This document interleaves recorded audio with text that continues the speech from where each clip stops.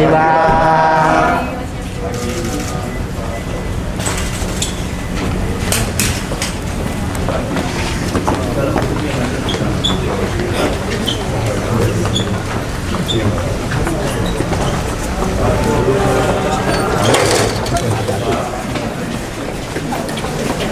Stop.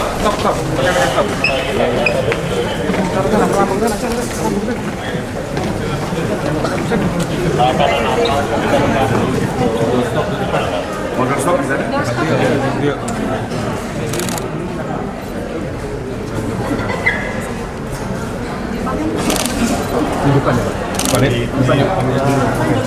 Detik-detik Jokowi diperiksa. Nasib Roy Suryo CS terancam. Ex-Menpora harus fair. Meski sakit Presiden ke-7 Jokowi menjalani pemeriksaan soal laporannya terhadap Roy Suryo dan kawan-kawan di Polda Metro.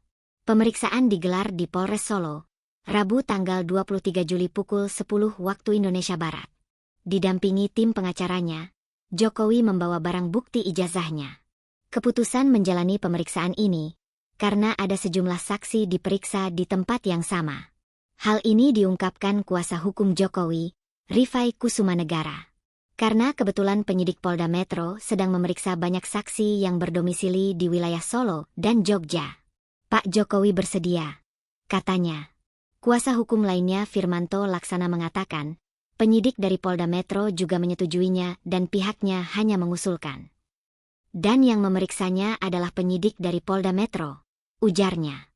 Firman dalam program Kompas TV dikutip, 23 Juli 2025 mengatakan, akan ada kemungkinan beberapa pendalaman yang disampaikan oleh penyidik terkait proses dari penyelidikan naik ke penyidikan.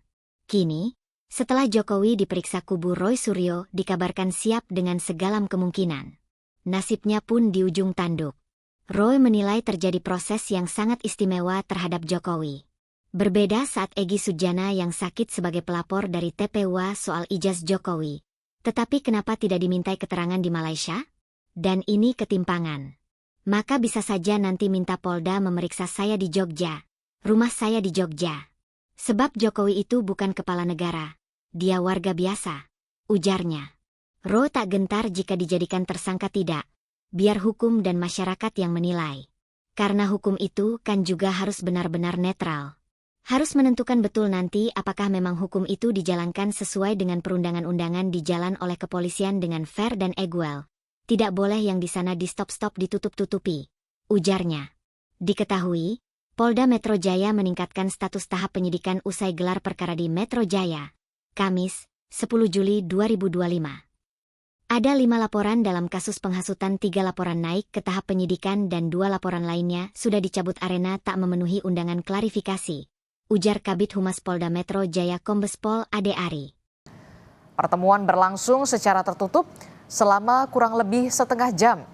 Melihat kondisi Jokowi yang masih pemulihan, kuasa hukum akan memohon kepada para penyidik agar pemeriksaan kliennya bisa dilakukan di Solo, Jawa Tengah.